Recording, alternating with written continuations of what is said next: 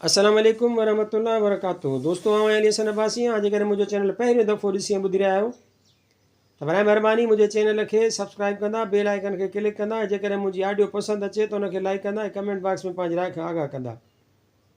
किताब जो नालो आहे ॻाल्हियूं मुंहिंजी सिंध जूं, मकाला, तकरीरूं, ख़त ऐं इंटरव्यू। मुसनिफ़ सैयद निज़ामुद्दीन राशिदी, मुरतब ग़ुलाम मोहम्मद लाखो, छपाईंदड़ सिंधी अदबी बोर्ड ऐं endowment fund trust for the preservation of the heritage of Sindh. छापो टियों साल 2020 ईस्वी। वधायल ऐं संवारियल ख़ुसूसी मुलाक़ात। हीअ इंटरव्यू जनाब आबिद लिगारी रहबर डाइजेस्ट सिलसिले जे किताब नंबर 9 मूर्ति ऐं लुड़क में शायदि 1967 ईस्वीअ में छापियो। हीअ मवाद आज़ाद काज़ी साहब फ़राहम कयो। एड्रेस मालूम हुजण जे बावजूदि बि असांखे पीर साहिब जे बंगले ॻोल्हण में काफ़ी दिक़त पेश आई। ऐं त वाक़ई कराचीअ जो एतिरो वाक़ुफ़ु न हुउसि, पर मुंहिंजे साथीअ खे बि बंगलो हथु न पियो अचे, जो पाण खे कराचीअ जो रहाकू सॾाईंदो आहे। जॾहिं काफ़ी थकिजी पियासीं तॾहिं मंज़िल बि ओचितो ई असांजे साम्हूं अची वई। ईअं पियो महसूसु थिए त कुदरत रहम खाई असां लाइ फ़ासिलो घटाए छॾियो आहे। नौकर खे सुञाणप जो कार्ड ॾिनुमि, हू अंदरि वियो ऐं थोरी देरि बाद वापसि आयो। असांखे पाण सां वठी अची हिकु कमरे में विहारियईं। कमिरो छा हो, हिकु किताब घर हो। ज़मीन खां छित ताईं किताबनि सां भरियल हो, सिर्फ़ु दरियूं ऐं दरवाज़ा ई रहियल हुआ। सरसरी तौर ते मालूम थी वियो त काफ़ी खां ज़्यादा नायाब किताब हिते मौजूदु आहिनि। वरी पीर साहिब जो ख़्यालु आयुमि त उहे सभु किताब संदन नंढड़े दिमाग़ में कीअं महफ़ूज़ हूंदा। अञा सोचे ई रहियो हुउसि त ओचितो पासे वारो दर खुलियो ऐं हिकु पूरो पुनू मगर बुत में भरियल माण्हू असांजे साम्हूं अची बीठो।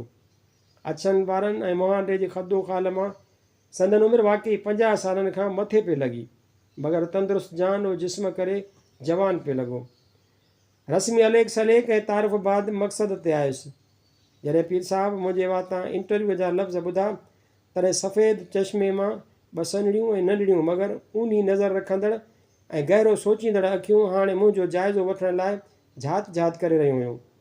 राशिदी साहिबु छा अंदाज़ो लॻायो उन जी त ख़बर ख़ुदा खे, मगर ॿिए ॾींहुं 10 बजे सुबुह जो टाइम ॾिनऊं त पाण मुंहिंजी हर आरज़ू पूरी कंदा। उथंदे हीअ शिकायत बि करण खां न रहियुसि जा सॼी वाट मुंहिंजो ज़हन चटे रही हुई। ऐं ज़रूरु ई पुछंदुसि, तव्हांखे मूं हिकु सवालनामो मोकिलियो, मगर अव्हां उनजो मूंखे को बि जवाबु न ॾिनो। जॾहिं सबबु मालूम थियुमि त पंहिंजे ई पाणीअ में पंहिंजो चहिरो ॾिसी रहियो हुउसि, जंहिं ते कई ऐबनि जा निशान आया हुआ। सवाल उर्दूअ तां कापी कया हुअमि। काफ़ी कोशिश जे बावजूदि राशिदी साहिबु मुंहिंजे गोॾे वटि सलवार ते उहे रत जा निशान ॾिसी वरिता, जे संदनि ई मुलाक़ात जे शौक़ में कराचीअ जी डोड़ंदड़ ज़िंदगीअ जे बस ते चढ़ंदे गोॾो ज़ख़्मी थियो हुअमि। हाणे आउं कुझु शर्म ऐं कुझु हिजाब में कंधु निमाए ॿाहिरि निकिरी आयुसि, जिते मालूम थियुमि त सईद यूनुस बि मुंहिंजे पोयां हलंदो मुंहिंजी बेकसीअ ते कुझु अजब कुझु रहम खाई पहुची वियो आहे। ॿिए ॾींहुं अकेलो हिन बहर मां माणिक चूंडण लाइ रवानो थियुसि, मगर मिलियल टाइम खां अधु कलाक खनि लेट पहुतुसि। राशिदी साहिब जन बि उन लाइ बाज़ पुरुस न कई, शायदि उन करे जो खेनि टाइम जी पूरी ख़बर न पइजी सघी, या GM सैयद जन जी मौजूदगीअ में खेनि उहो अहसासु ई न रहियो हो। मक़सदु ॿिन्ही लाइ वाज़ियो हो। इजाज़त मिली ऐं मूं उथंदे ई हीउ सवालु कयो त राशिदी साहिबु, सिंधी अदब जी तरक़ीअ में उहा कहिड़ी शइ रुकावट बणियल आहे जंहिं करे उन जी रफ़्तार निहायत ई सुस्त आहे? रुकावट त का बि न आहे। अदब पंहिंजे पूरी रफ़्तार सां तरक़ी करे रहियो आहे। हिकु ॻाल्हि खे ज़हन नशीन करणु घुरिजे त ॿोलीअ जी असलियत, जाज़बियत, रवानी ऐं रूह अलबत ख़तमु थींदो पियो वञे। उन जो सबबु ज़्यादातर अख़बारी ज़ुबान आहे, जा सिधो संऊं उर्दूअ तां तर्जुमो कई वञे थी। लफ़्ज़, मुहावरा ऐं चवणियूं धारियूं बेजोड़ ऐं अणठ कंदड़ इस्तेमालु कयूं वञनि थियूं। हालांकि असां वटि उन्हनि खां बि अफ़ज़ल मौजूदु आहिनि। असांजा अदीब ऐं शाइर पंहिंजे मज़मूननि ऐं शेरनि में ठेठि सिंधी इस्तेमालु कनि था, मगर अख़बारी ॿोलीअ जो असरु वधंदो थो वञे, छाकाणि त अख़बारूं घणे अंदाज़ में पढ़ियूं वञनि थियूं। उहा सूरत हाल अदब ऐं ज़ुबान लाइ घातक आहे ऐं उन जे करे सख़्तु नुक़सानु पहुची रहियो आहे। ज़ुबान खे एतिरो ख़राबु कयो थो वञे जो बाद में उनजो दुरुस्त करणु मुश्किल थी पवंदो। काश अख़बार नवीस कापी करण जे बजाए पंहिंजे दिमाग़ी सलाहियतुनि खां कमु वठनि। जेतिरे ताईं ख़बरुनि जो तालुक़ु आहे, उहे अंग्रेज़ीअ में मुहैया थियनि थियूं। पोइ उन्हनि खे सिंधी ऐं उर्दू अख़बारुनि जे सांचे में ढालणु सख़्तु हानिकार आहे।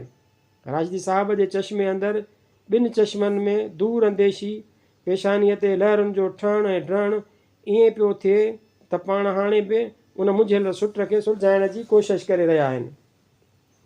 अक्सर ईअं चयो वञे थो तव्हां पहिरियां ई उर्दू या फ़ारसी में लिखियो आहे, तंहिं बाद उनखे सिंधीअ में तर्जुमो कयो थो वञे। उहो केतिरे क़दुरु सही आहे? इहो बिल्कुलु ग़लति आहे लिगारी साहिबु। मूं जेकी लिखियो आहे सो सिंधीअ में ई लिखियो अथमि। 20 वरिया अख़बार नवेसी सिंधीअ में कई अथमि। हज़ारे अख़बारी मज़मून ऐं सवें मकाला सिंधीअ में लिखी चुको आहियां। अगरि के चंद किताब उर्दूअ में लिखिया या फ़ारसीअ में मुरतब कया अथमि त उन्हीअ में बि मक़सदियत शामिलु आहे। मक़सदु हो सिंध मुल्क ऐं सिंधी अदब खे ॿियनि सां रूशनास कराइणु। अव्हांखे कहिड़ी शइ मुतासिर कयो जंहिं करे अव्हां ॿियनि तरफ़नि खां मुंहुं मोड़े हिन अदबी सिलसिले खे अख़्तियार कयो? को बि धंधो कोन हो जंहिं करे सवाइ उनजे ॿियो कुझु करे बि नथे सघियुसि। हिन जवाब ते कमरे में कुझु टहकनि जो आवाज़ु उभरियो।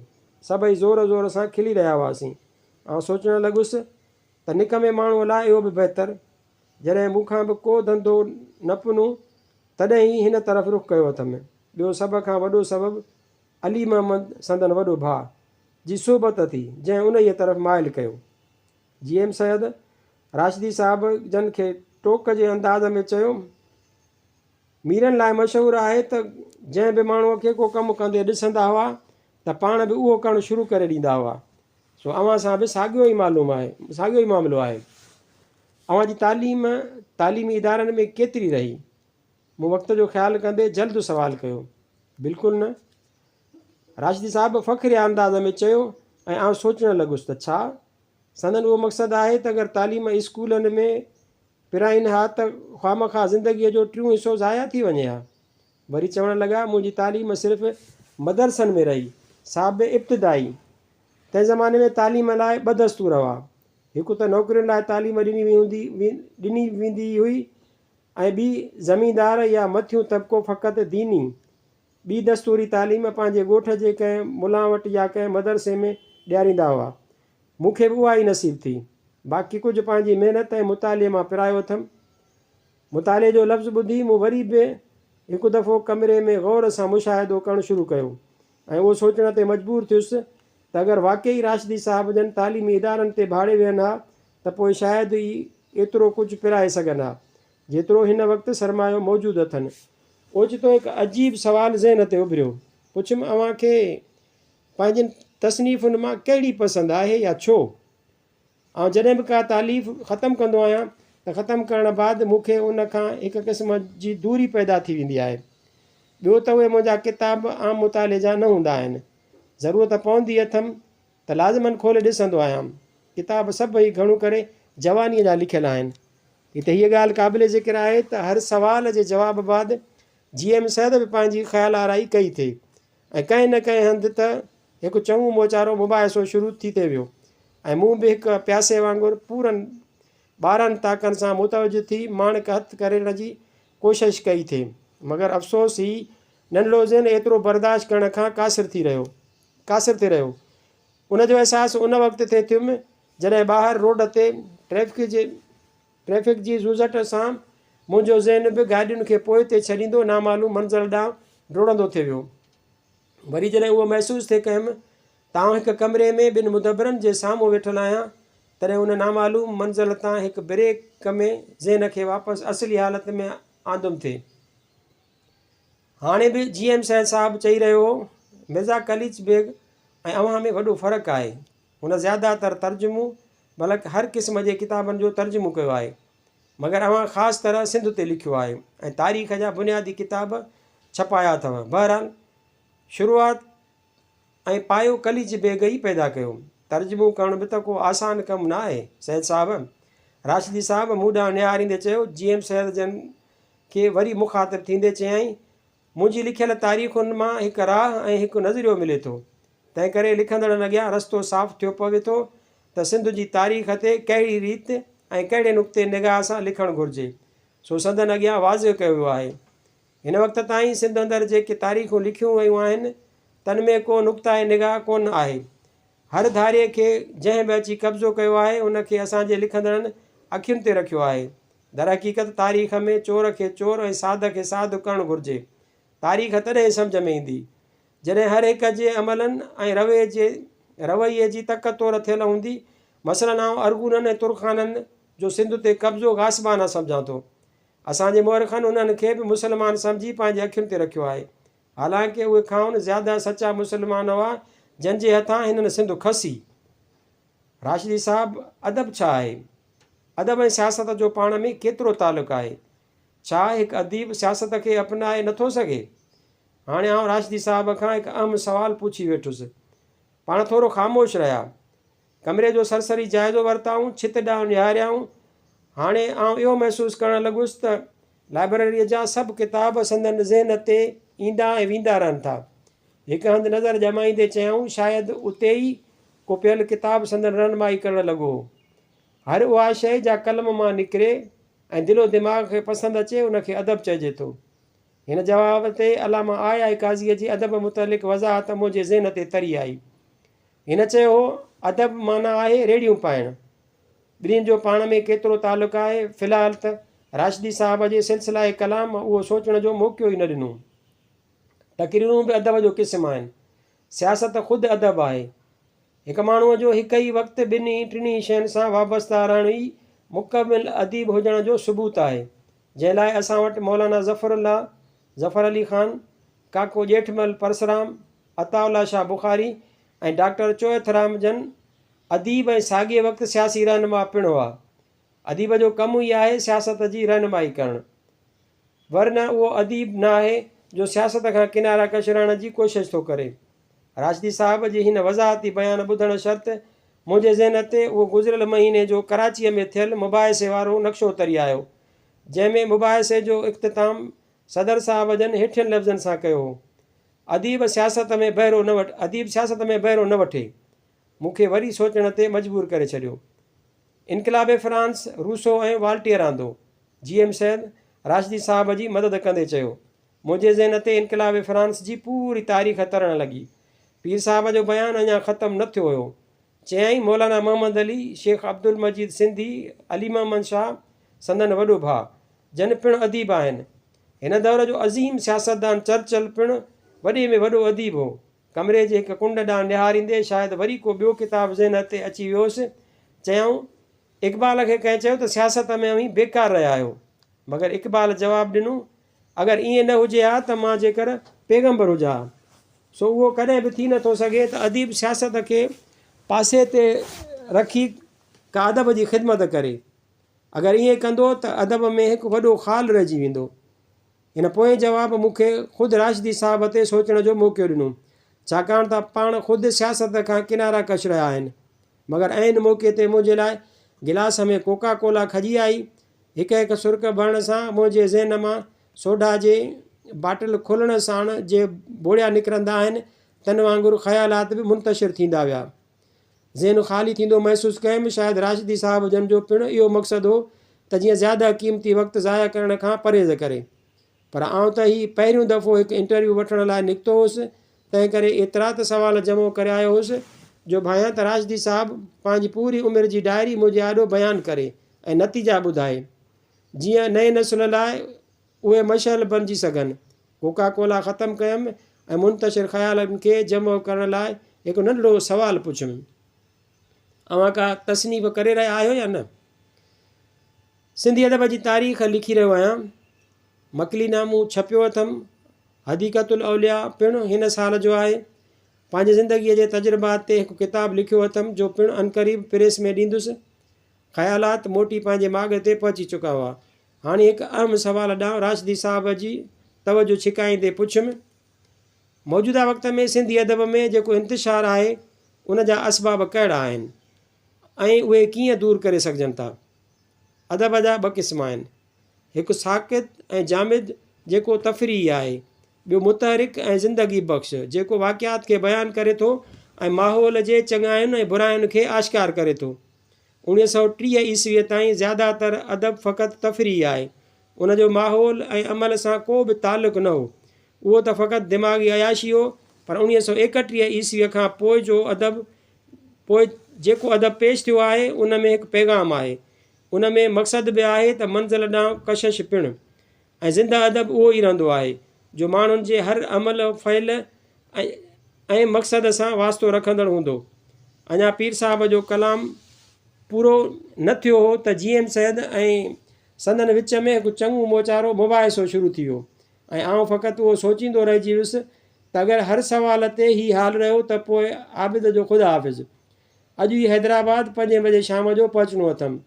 अञा सोचे ई रहियो हुउसि त ॿई फ़रीक़ शायदि दम पटण लाइ ख़ामोश थिया ई मस त मूं उन मां फ़ाइदो वठंदे चयो, अॼु जे दौर में लादीनी फ़हिश ऐं उरियान अदब जा रुझान वधंदा वञनि था, जेके अव्हां जे चवण मूजिबि तफ़री अदब जे दौर में न हुआ। उहे मक़सद ऐं मंज़िल ॾांहुं केतिरो वठी वञी रहिया आहिनि।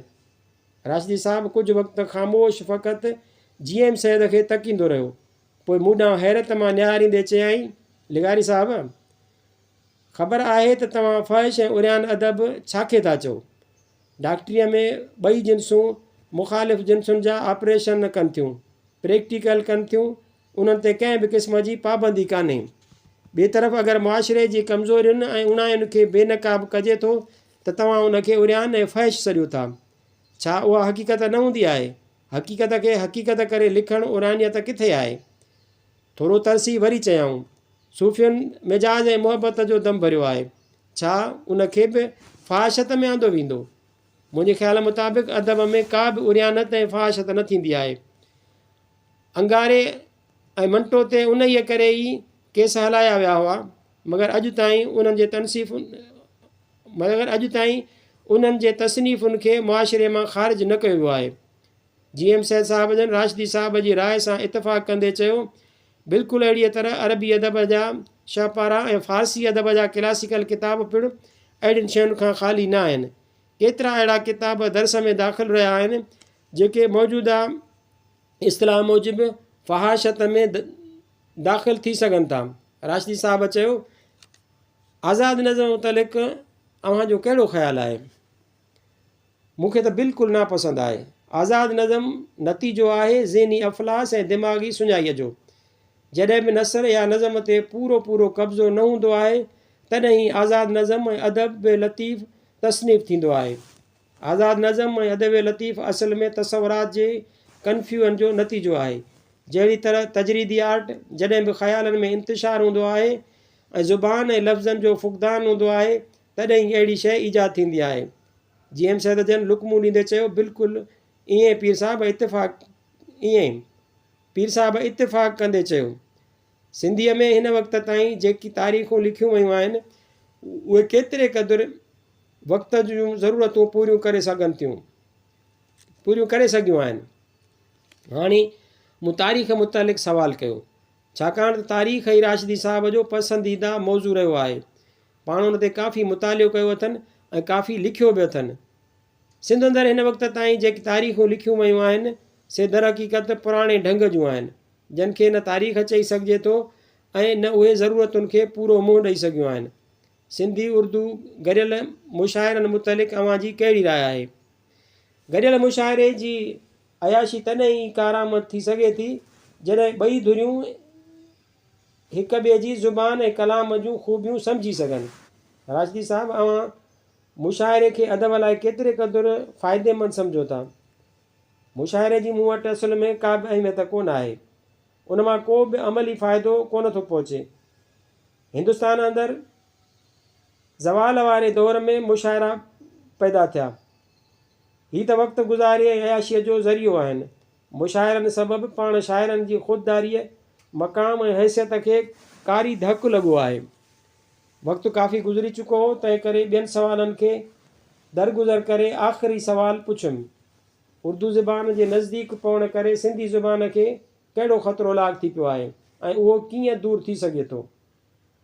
उर्दू ज़ुबान जे वेझो अचण करे सिंधी ॿोलीअ जो मफ़हूम ई बदिलिजी वियो आहे। असलियत उन मां ख़तमु थींदी वञे ऐं उनजो वॾो कारणु वरी असांजूं अख़बारूं आहिनि, जिन लाइ मथे ॿुधाए चुको आहियां। वाहिद इलाज को थी सघे थो त फ़क़ति ॿोलीअ ते कंट्रोल कयो वञे, वरन थोरे अरसे बाद सिंधी न रहंदी, बल्कि उर्दू सिंधी का नई ॿोली ठही पवंदी। हाणे GM सैद ऐं राशदी साहब जन फर्श खे बूटनि सां रहणु शुरू कयो। जीअं असीं कॉलेज में को पीरियड अटेंड न करणु चाहींदा हुआसीं त लेक्चरर जे ईंदे ई ईअं करणु शुरू कंदा हुआसीं ऐं हू अशराफ थोरे मां घणो सम्झी फ़क़ति हाज़िरी वठी हलियो वेंदो हो। तंहिं करे आउं बि जल्द मोकिलाए ॿाहिरि निकिरी आयुसि ऐं पंहिंजो रस्तो वरितुमि।